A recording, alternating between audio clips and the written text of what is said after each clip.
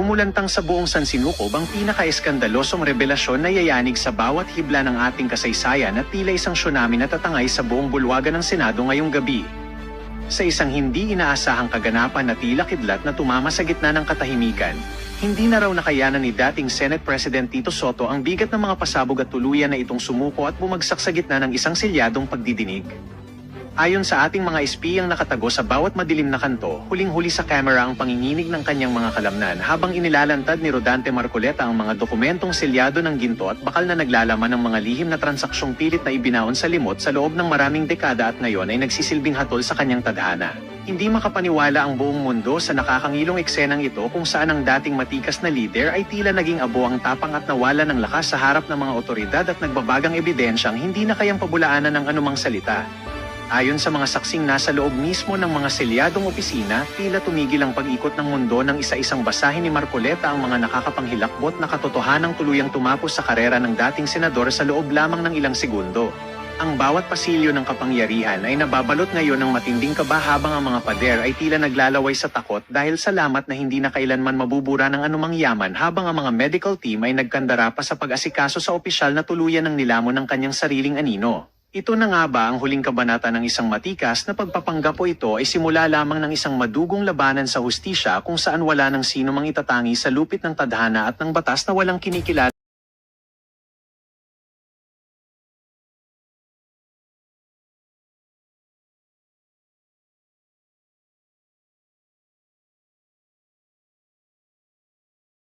Sa tao, wala na. Kakalimutan na yung mas maliliit na taong kaibigan niya. Kinuwento ko lang sa inyo to kung saan nagsimula ang samaan namin ng loob ni Vicente Soto III. Yung senador ngayon na yan. Kaya yun lang po, naikwento ko lang kasi para alam nyo kung saan nagsimula. Maraming salamat po, marami pa yan. Maraming salamat po at abangan ang susunod na kabanata.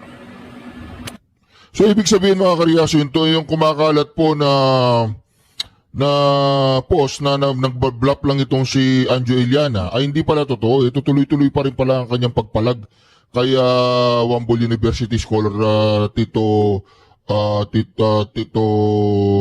Sen. Diba? Kaya dito mga kareaksyon, syempre, magkakaibigan, magkakasama, at inaasahan na re-resback ang kaibigan at susuporta. Kahit matanong man lang, wala daw kay Tito Soto at minura pa niya ng putang. Nagmumura pala itong si Tito Soto. Ano? Akala ko si Tito Soto, Santo, hindi pala. Akala ko Tito Santo, hindi pala Tito... Diba? Ay, ito po ang inyong balingkangod, Congressman Manik Manaog from the Lakas Tama Party. Lakas Tama. Self-service. Aba, ay panawagan naman na kay Parin Saldi ko. Parin Saldi, nasaan ka na ba? Aba, ay sabi mo magpapacheck up ka lang diyan sa United States of America. Oh, ngayon nabalitaan kong nariyang ka na sa Espanya, kung saan-saan ka nakarating. Bakit ba di ka na-standby sa Europe? Abay, umuwi ka na. Klarong-klaro, hindi magagaling ang Dr. Dian. Hindi ka man napapagaling tagal mo na diyan. Abay, umuwi ka na. Mas magagaling ang Dr. Dita at mas magagaling silang humuli. Kagaya ni Torre. Ayaw. Oh, yun. Uwi na. Ay siya mga kabayan, ay di follow and subscribe na lang kayo. Dinis sa... Alright mga ka-reaction, follow and subscribe po kayo kay Manik Manaog. At mga ka-reaction na tingnan po ninyo mga ka-reaction ha. Kung si Torre siguro ay hindi pa natatanggal sa kanyang posisyon, baka may chance ang makidnap na naman si Bato de la Rosa katulad ng ginawa ni Torrete kay Pangulong Duterte. Itong si Torrete, may future ito, may future sa likod ng mga rehas. May future yan si Torrete. Antayin po natin. Hoy Torrete! Walang niya ka, hindi ka bully. Hindi ka bully. Galit ka sa mga bully. Gago ka ba, Torre? Ngayon ka magyayang magsuntukan. Sige, ngayon. Magyayang magsuntukan ngayon. Tingnan natin. Magandang umaga. Di ba? Ngayon ni Torre, matapang lang yan pag alam niyang di ba? Ito ba mga ka-reaction, ha? Siyempre, kukuha tayo ng advice sa isang lawyer patungkol dito sa bending the law na naman na sinasabi nitong ni yes sir Bonjing Remula. Bonjing! Okay, so bending news po muna tayo. This is bending news po. So ang papag-usapan po natin is yung allegedly na meron daw pong ICC warrant of arrest si Senator Bato de la Rosa according to Ombudsman Remulla. Okay, pero before po kayo maging mainit yung mga DDS supporters and the anti-DDS group, ang masasabi ko lang po is relax lang po muna tayo. Diba? Tingnan muna natin yung actual facts kung meron ba talagang ICC warrant. And then pangalawa po, tingnan din natin kung ano ba talaga yung sinasabi ng batas regarding this issue considering meron ng bagong rules na nilabas sa extradition po yung Supreme Court recently lang. Okay, and the reason po kaya ako sinabi na relax lang po tayong lahat kahit na po DDS or anti-Duterte tayo is because this involves po, we have to remember, a Filipino citizen who is going to be surrendered to a foreign country kung magtuloy-tuloy talaga to, di ba? And if that involves the surrendering of a Filipino citizen, that affects all of us po, considering that can be argued po as a violation of our sovereignty as a country. Okay, so yan po ang masasabi ko. Unang-una, relax lang po muna tayo, intindihin muna natin talaga yung actual na mga nangyayari at kung ano ba talaga yung sinasabi ng batas natin regarding sa mga issues na to. Okay? And the reason po pala kaya ako sinabing bending news is because this came from Ombudsman Remulla. Pero kung titingnan po natin yung mga other government offices natin, specifically from the executive branch, ang sinabi po nila ay wala pa silang natanggap na information about this na meron ngang ICC warrant. And then nagsalita na rin po yung ICC spokesperson na wala rin daw po silang any warrant pa. And the only case involving a Filipino citizen is the one that is pending, which is currently involving po si former President Rodrigo Roa Duterte. Okay, kaya ako nasabing bending news kasi kahit ako po naguluhan eh. Si Ombudsman Remulla lang po at present ang nagsabing meron, pero everyone else po sa government, lahat sinasabing wala. And even the ICC rin po sinabing wala. E di, ang dating sa akin ngayon is bending news pa lang siya. Okay, pero anyway po, let's look at actual news articles regarding this para mas klaro po talaga tayo. So, ang magiging basihan lang po ng discussion natin for today is itong sa Newswatch Plus Philippines kasi ito yung maganda po pagka-present nila nito ng mga happening so far regarding this issue. Maganda yung presentation. So, unang-una niyan, 4 hours ago, sabi nila, ICC warrant for Senator Bato. And then sabi, update, the International Criminal Court has issued an arrest warrant against Senator Bato de la Rosa, Ombudsman Jesus Crispin Remulla. So, ito po si Ombudsman Boying said in a radio interview. Pero sabi po, next naman, Department of Justice said it is still verifying the information. As of this hour, we are currently working to verify this information. We have not also seen or received a copy of said warrant, Justice spokesperson Paulo Martinez said. And then si Interior Secretary John Vic Remulla, DILG naman po, said that as of 11:30 a.m., the Center for Transnational Crimes has not received any red notice against De La Rosa, the chief implementer of the Duterte administration's war on drugs. Okay? And then after po niya, naglabas din po si Senator Bato mismo yung camp naman niya regarding this. So this one po was via Attorney Israelito P. Torion, counsel of Senator Ronald Bato de la Rosa. Okay, so sila Senator Bato rin po, wala pang natanggap na verified information regarding this. And then, ito na po yung sinabi ko kanina, yung ICC spokesperson. Ayan, si ICC spokesperson Abdallah tells Newswatch Plus that official ICC updates can only be confirmed through its official channels. Diba? So, ito nga yung ginawa natin before kay PRRD. Sa case po ni PRRD, we confirmed it via their website. Pero since top secret daw, hindi pinpublic a couple of days prior. And then, noting that the court still has only one case at present, the one against former President Duterte. Okay? And then, ang pinaka-recent po niya na development is yung tungkol naman sa Executive Secretary na kay Lucas Bersamin. ES Lucas Bersamin noted it will not be the same process of enforcement if an Interpol notice were to emerge for De La Rosa. The Supreme Court has since come out with a new rule on extradition requiring a prior resort to a court before the person subject of extradition may be brought out of the country, the Executive Secretary Secretary said. Diba? So the Supreme Court approved the new rules in April and then nakapublish. Pero anyway po, itong Supreme Court new rules regarding this, ito yung i-discuss ko ngayon kung applicable nga ba talaga to siya sa case ni Senator Bato. Okay? Pero anyway po, yan yung pinaka-summary ng facts natin. So far po, si Ombudsman Remulla yung nagbalita nito, but all the other government offices po at present, sa executive branch and sa legislative kay Senator Bato's office, dininay po yung existence or wala pa daw po silang information as to the legitimacy of the arrest warrant. And then idagdag ko na lang din po pala, may statement din dito si Senator Soto, si Senate President Tito Soto po. Sabi niya, Soto says Senate off limits to arrest amid alleged ICC warrant versus Bato. So ibig sabihin lang nito, hindi papayag si Senate President Tito Soto na arestuhin si Senator Bato as long as si Senator Bato is in the premises of the Senate. Okay, yan po yung understanding ko dito sa statement ni SP President, ni Senate President Tito Soto. Okay, pero hindi natin alam, baka later on magbago. Pero as of November 8, 2025, 3:19 PM, ito po yung statement niya ni Senate President Tito Soto. Okay, so yan po yung facts ng discussion natin. Ngayon, let's go to the legal side of things. Naman po, unang-una po dyan, i-discuss ko muna sa inyo kung whether or not applicable ba talaga yung new rules on extradition kay Senator Bato. Considering extradition yung new rules, diba, yung pinapag-usapan dito is mga surrender so to the ICC court. Okay, so yan po ang first question natin.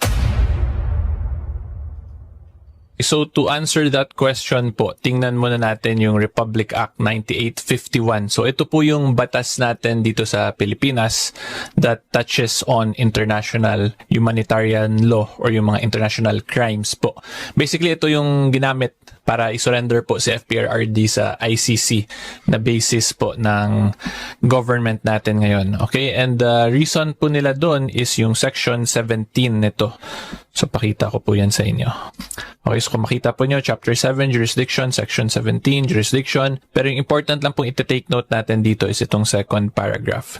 So makita po nyo, in the interest of justice, the relevant Philippine authorities may dispense with the investigation or prosecution of a crime punishable under this act if another court or international tribunal po, ito yung ICC, is already conducting the investigation or undertaking the prosecution of such crime.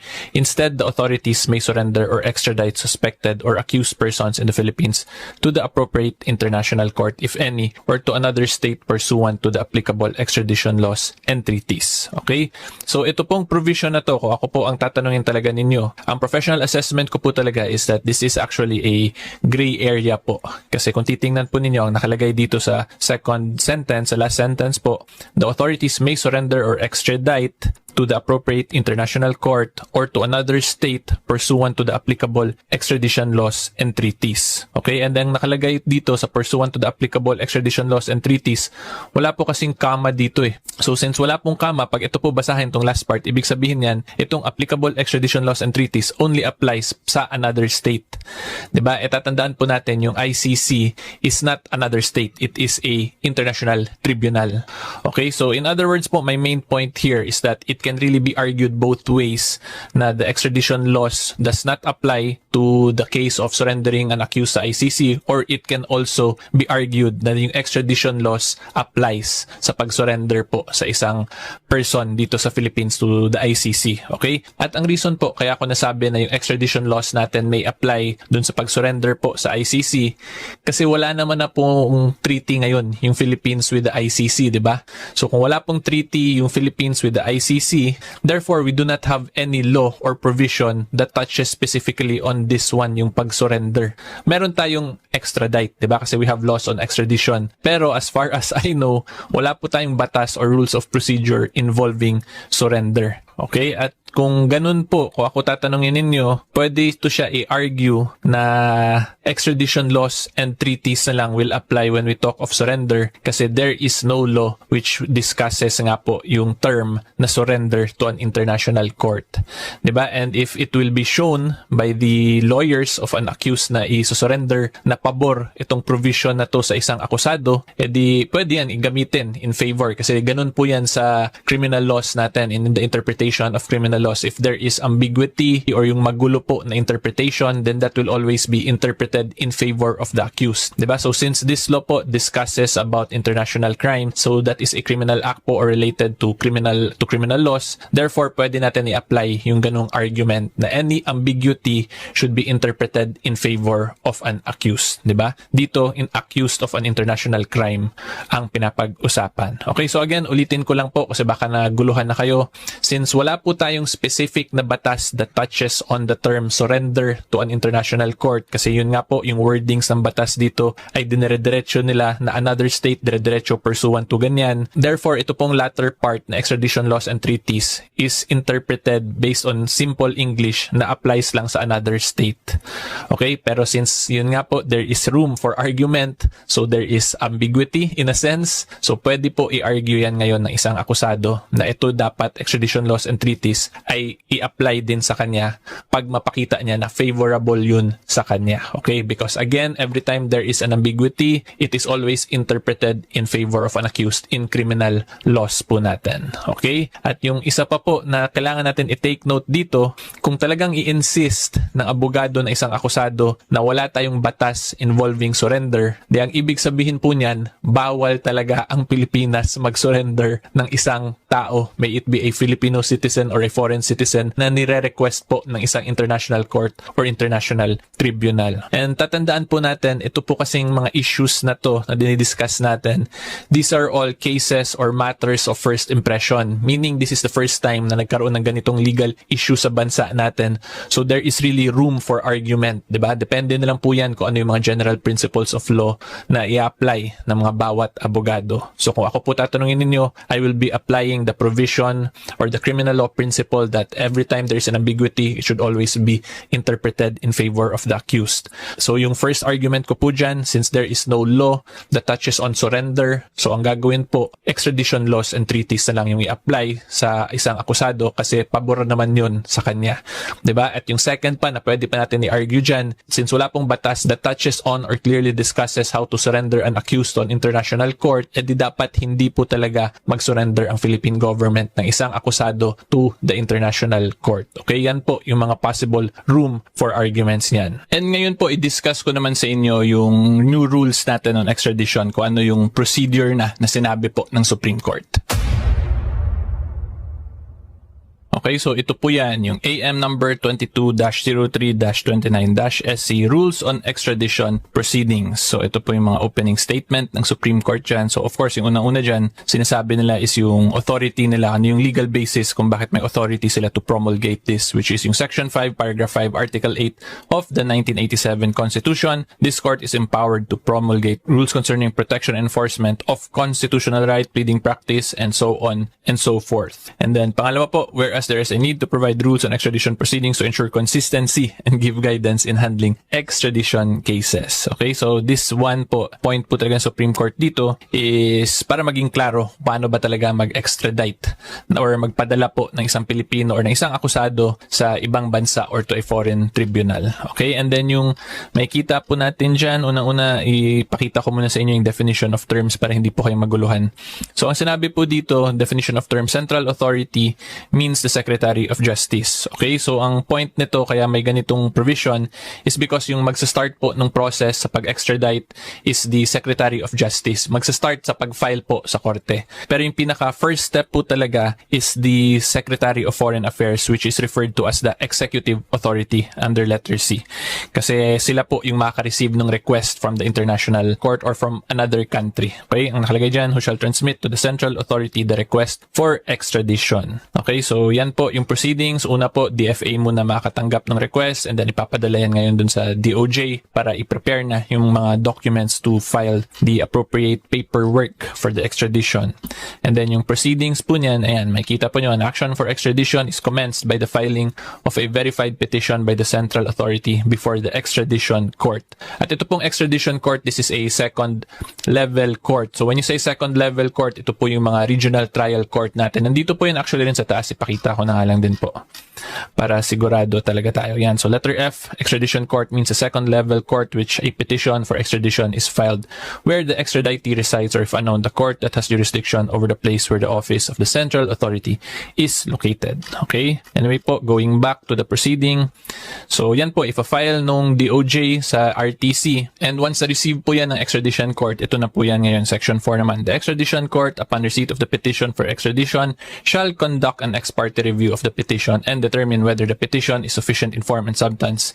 It complies with the law and the applicable extradition treaty, and 3, there is probable cause that the same, ganyan, so on and so forth. In other words po, i-verify yung legitimacy ng international warrant of arrest or yung request po ng ibang bansa or ng international court ng extradition court bago siya mag-release nitong extradition warrant of arrest. Okay? So again, this is for verification and authentication purposes po. Kasi mahirap naman na ipakitaan ng kayo ng papel dyan or document, tas arestuhin kayo, tas hindi man lang kayo mabigyan ng opportunity to defend yourself and to question whether or not legitimate ba talaga yung document na yon na pinapakita sa inyo. Okay? Pero dito po, kinlarify na the extradition court will review everything first to determine the genuineness, the authenticity, and the legality basically of the international request or of that international warrant of arrest. Okay? So stated differently po, ang gusto ko lang talaga i-point out, hindi pwede arestuhin ang isang akusado na isosurrender or extradite to a foreign body, to a foreign court, to a foreign country,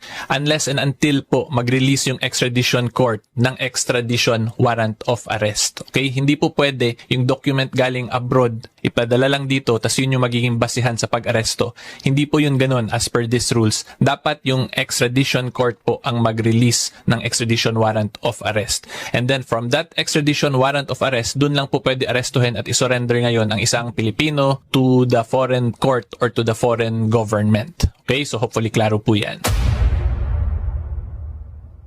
So in conclusion po, ang masasabi ko lang dito, kung masunod talaga yung bagong rules on extradition proceedings, is hindi po ito mangyayari in a span of 12 hours na mapapadala agad si Senator Bato sa ICC. Kasi he will be given the opportunity to respond to the petition that will be filed for the extradition warrant of arrest. So in other words po, ngayon,